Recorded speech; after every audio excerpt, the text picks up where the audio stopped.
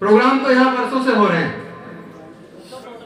मैं विशेष धन्यवाद करूंगा राजकुमार आनंद जी को, जो परंपरा हमने यहाँ से बहुजन महापुरुषों की जयंती की शुरुआत की थी, उसको उन्होंने आगे बढ़ाने का और आगे चलाने का सिलसिला जारी रखा। इसके लिए उनको बधाई। साथियों, जो लोग अपना इतिहास नहीं जानते वो कभी इतिहास नहीं बना सकते। आज हम सावित्रीबाई फुले जी की जयंती मना रहे हैं, लेकिन सावित्रीबाई फुले जी के बारे में हमारे कई साथियों ने बोला। ये जो 31 तारीख, 31 दिसंबर, 1 जनवरी, 2 जनवरी और 3 जनवरी और 9 जनवरी, ये जो 10 दिन है बेहद महत्वपूर्ण है। बहुजन मूवमेंट के हिसाब से ये 10 दिन इतने महत्वपूर्ण है कि आपको उस गौरव की अनुभूति होनी चाहिए। और ये मैं इसीलिए आपको याद दिलाना चाहता हूं, क्योंकि जो लोग अपने बुजुर्गों का इतिहास नहीं जानते वो कभी इतिहास बना नहीं सकते। 31 दिसंबर 1818 को पेशवाओं ने, जिन्होंने देश के दलितों के मुंह के सामने कुल्हड़ और पीछे झाड़ू बांधने का काम किया था, जिन्होंने भारत की महिलाओं के साथ दुनिया में सबसे ज्यादा अभद्रता वाला काम किया था, उनके बीच और हमारे वीर महार जिस समाज से डॉक्टर बाबा साहेब अम्बेडकर थे, उनके बीच युद्ध हुआ। 31 दिसंबर 1818 को पेशवाओं की सेना में 28,000 सैनिक थे, 20,000 घुड़सवार थे, 8,000 पैदल सैनिक थे। लेकिन एक तरफ जो समाज हजारों साल की जिल्लत भरी जिंदगी से तंग आकर, और जिन पेशवाओं ने उनकी जिंदगी को जहन्नुम बनाकर उनके मुंह के सामने कुल्हड़ और पीछे झाड़ू बांधने का काम किया, उस जिल्लत से बदला लेने के लिए दिल में आ रहा था। इतिहास के पन्नों में कभी इस तरह का युद्ध आपने कभी ना तो देखा होगा, ना कभी देख पाओगे। एक तरफ 28,000 की पेशवाओं की सेना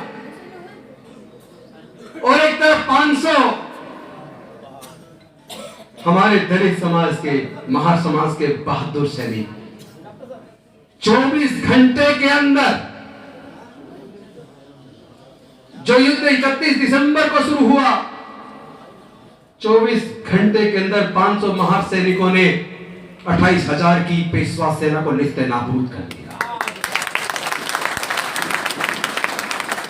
तो एक तरफ तो ये गौरवशाली दिन हम मना रहे हैं, और दूसरी तरफ 3 जनवरी को माता सावित्रीबाई फुले का जन्म हुआ। जन्म तो होता है और मरता भी है,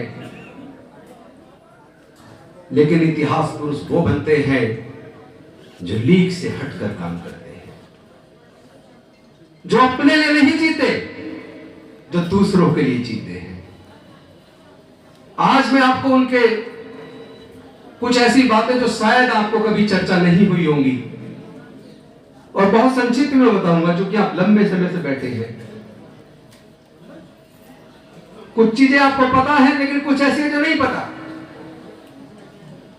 1 जनवरी 1848 को जिस भारत में मनुस्मृति की वजह से, हिंदू धर्म शास्त्रों की वजह से देश के 90% लोगों के पढ़ने लिखने पर धार्मिक बंदिश थी, व्यापार करने पर, संपत्ति रखने पर धार्मिक बंदिश थी, और केवल दलित पिछड़े आदिवासी नहीं, भारत की किसी भी जाति और धर्म की महिलाओं के पढ़ने पर धार्मिक बंदिश थी। भारत में पहली बार भारत में महिलाओं को पढ़ाने के लिए पहला स्कूल महिलाओं का 1 जनवरी 1848 को माता सावित्रीबाई फुले ने खोला। हम लोग उसकी भी वर्षगांठ मना रहे हैं। मैं 1 जनवरी को उस स्कूल में गया था, पूना के अंदर, पूना कोरेगांव भी गया। लेकिन ये शायद बात आपने सुनी भी होगी, आप जानते भी होंगे, जो मैं आपको बताने वाला हूं, जो आपने कभी सुनी नहीं होगी। ज्योतिबा फूले जी के समय, ज्योतिबा फूले जी का 300 एकड़ का बाग था और खेती के मामले में बड़ी विद्वता हासिल थी। लेकिन उसके साथ साथ उस वक्त के उस वर्ष का इनकम टैक्स रिटर्न को आप देखोगे तो आप गौरवान्वित हो जाओगे। जिन टाटा की हम आज बात करते हैं और सुनते हैं कितने अमीर आदमी है, उस वक्त टाटा का 1 साल का आय 20 लाख रुपया था। लेकिन ज्योतिबा फूले जी की वार्षिक आय 21 लाख रुपए थी।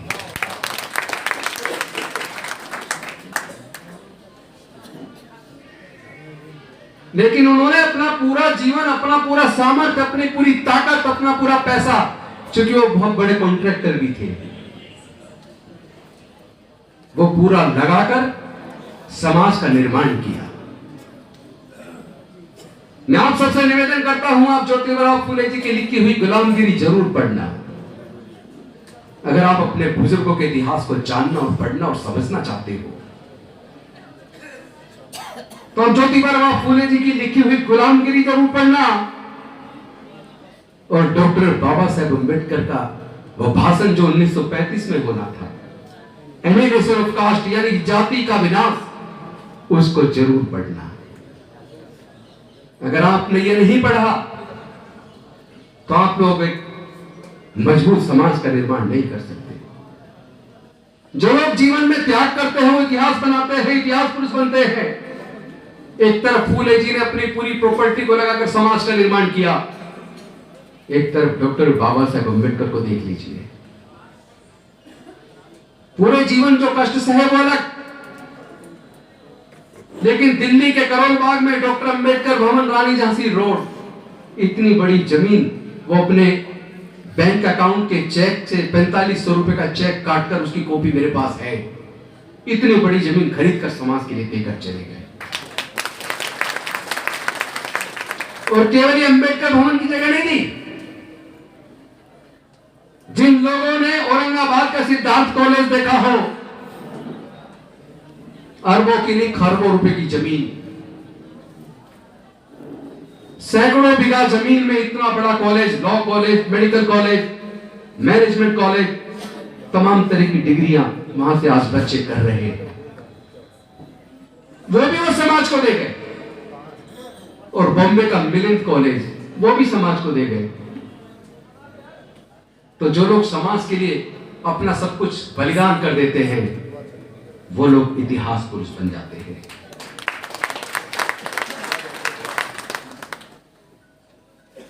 आप लोगों को समझना पड़ेगा, आपकी हमारी एक जिम्मेदारी है।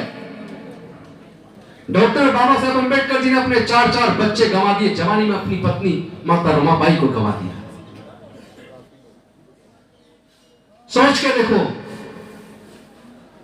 अपने 4 बच्चे और अपनी पत्नी को गंवाने के बावजूद उन्होंने अपना पूरा जीवन हमारे और आपके लिए कुर्बान किया। क्या डॉक्टर बाबा साहब अम्बेडकर की कुर्बानी को हम बेकार कर देंगे? क्या समाज के प्रति हमारी कोई जिम्मेदारी नहीं है? हम सब लोग को एक बात समझनी पड़ेगी, डॉक्टर बाबा साहब अम्बेडकर जी ने क्रांति करके हमारे हजारों साल की गुलामी को तोड़कर हमारे आगे बढ़ने के रास्ते बनाए। उन्होंने क्रांति की तो हमारे आगे बढ़ने के रास्ते बने। लेकिन उसके बाद एक दौर प्रतिक्रांति का आया जितने रास्ते उन्होंने हमारे समाज के आगे बढ़ने के बनाए, वो सारे रास्ते सरकारों ने, सत्ता में बैठे हुए लोगों ने आज बंद कर दिए। आप बताइए, क्या पढ़ाई के बिना हम लोग तरक्की कर सकते हैं? आप बताइए, अगर डॉक्टर बाबा साहब अम्बेडकर कुर्बानी नहीं करते, अगर हमारे पढ़ने लिखने के लिए रिजर्वेशन की व्यवस्था ना करते, अगर सरकारी नौकरियों में रिजर्वेशन करके हमारे अफसर बनने का रास्ता ना खोलते, अगर वो राजनीतिक रिजर्वेशन देकर हमारे काउंसलर, एमएलए, एमपी बनने का रास्ता ना बनाते, तो क्या राजेंद्र गौतम कभी एमएलए और मंत्री बन पाता? क्या राजकुमार आनंद कभी जीवन में मंत्री या एमएलए बन पाते? क्या वीणा आनंद कभी एमएलए बन पाती? हम जो कुछ बने हैं केवल अपनी मेहनत से नहीं, डॉक्टर बाबा साहब अम्बेडकर के त्याग और बलिदान और कुर्बानी की वजह से। लेकिन दुख इस बात का है, हमारे लोग डॉक्टर बाबा साहब अम्बेडकर को मानने की तो बात करते हैं, लेकिन डॉक्टर बाबा साहब अम्बेडकर की बात को नहीं मानते। वो लोगों को कहते थे पाखंडवाद से, अंधविश्वास से दूर हो जाओ और बुद्ध के रास्ते पर चलकर अपना दीपक स्वयं बनो। किसी बात को इसलिए मत मानो कि बड़े बड़े महापुरुषों ने कही है, बड़े बड़े ग्रंथों में लिखी है। किसी बात को मानने से पहले पढ़ो, जानो, समझो, अपनी बुद्धि और विवेक की कसौटी पर कस कर देखो, और उसके बाद आपको लगे ये बात सही है तो उस बात को मानो। लेकिन हमने डॉक्टर बाबा साहब अम्बेडकर की बात को नहीं माना। हम लोग सबसे ज्यादा बड़े अंधविश्वासी पाखंडवादी बन गए। हमारे बच्चे स्कूल जाने की बजाय कांवड़ लेने जा रहे हैं। हमारे बुजुर्ग अपने बच्चों के कोचिंग की व्यवस्था, पढ़ाई की व्यवस्था में कहते हैं पैसे नहीं है, लेकिन लाखों रुपए खर्च करके जागरण करवा रहे हैं। क्या इससे हमारे समाज का भला हो जाएगा? किससे? क्या इससे हमारे बच्चों के जीवन में कोई खुशहाली या तरक्की आएगी? और सबसे ज्यादा दुखदाई बात जो मैं अब आपको बताना चाहता हूं, हो सकता है आप उस बात को जानते हो, लेकिन अनजाने में आप उसको इग्नोर कर रहे हैं। हम लोग यहां तक आए हैं केवल पढ़ाई की वजह से आए हैं। बाबा साहब ने पढ़ने का रास्ता बनाया, रिजर्वेशन दिया, तो हम लोग यहां तक पहुंचे। लेकिन क्या आपको पता है, आपके आने वाले बच्चों के भविष्य की पढ़ाई के रास्ते बंद कर दिए गए हैं। नई एजुकेशन पॉलिसी ने रही सही कमर भी तोड़ दी। आज दलित समाज के, पिछड़े समाज के, आदिवासी समाज के, अल्पसंख्यक समाज के 99% बच्चे हायर एजुकेशन का खर्चा नहीं उठा सकते। अगर आपको अपने बच्चे को हायर एजुकेशन में, प्रोफेशनल कोर्स में भेजना है, तो आपको लाखों रुपए की सालाना फीस खर्च करनी होगी। और जो सरकारें पढ़ाई की बात तो कर रही है, लेकिन मैं आप सबसे पूछना चाहता हूं, क्या 12वीं तक की पढ़ाई करके किसी लायक बन पाएगा? 12वीं तक तो सरकारें पढ़ा रही हैं। मुझे बताइए, 12वीं के बाद हायर एजुकेशन पे तो कोई सरकार पैसे नहीं दे रही। तो हायर एजुकेशन की व्यवस्था अगर सरकारें नहीं करती, तो क्या हमारे बच्चे पढ़ लिख कर कामयाब हो पाएंगे? 10वीं 12वीं पढ़े हुए से क्या होना है? हमारे आगे बढ़ने के रास्ते लगातार सरकारों के द्वारा साजिश के तहत बंद किए जा रहे हैं। इंडियन रेलवे बेच दिया, एयरपोर्ट बेच दिए, एयर इंडिया बेच दिया, बैंक बेच दिए, इंश्योरेंस कंपनी बेच दी, पेट्रोलियम कंपनी बेच दी, गैस कंपनी बेच दी। जहां जहां हमारे लोग नौकरियों में आ जाया करते थे, वो ज्यादातर कंपनियां ऑलरेडी बेच दी गई। और केवल कंपनियां नहीं बेची, हमारे मेजॉरिटी में लोग 4th क्लास में आ जाया करते थे, उसको पूरी तरीके से ठेकेदारी प्रथा लाकर हमारे लोगों के 4th क्लास में आने के भी रास्ते बंद कर दिए। और जो सरकारों से थोड़ा बहुत लोन मिल जाया करता था, उससे भी लोग अपने छोटे मोटे रोजगार शुरू किया करते थे। आज सरकारों ने उन उपक्रमों को हालत ऐसी कर दी, उनके पास पैसा नहीं है, यानी कि अब आप सरकार से लोन लेके भी कोई व्यापार भी नहीं कर सकते। तो आपके आगे बढ़ने के सारे रास्ते लगभग बंद कर दिए गए। मैं पूछना चाहता हूं आप सबसे, क्या हमें अपने आने वाले बच्चों के को हम लोग क्या गुलाम देखना चाहते हैं?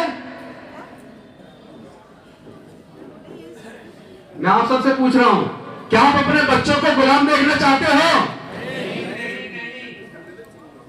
लेकिन आप चाहते हो या नहीं चाहते हो, आपके बच्चे गुलाम बनने वाले हैं, ये तय है। और उसका कारण है हमारे लोगों पे इतना पैसा नहीं कि अपना व्यापार कर ले। हमारे लोग यूनाइटेड नहीं है, पढ़ाई हाथ से छिन रही है, नौकरी हाथ से जा रही है,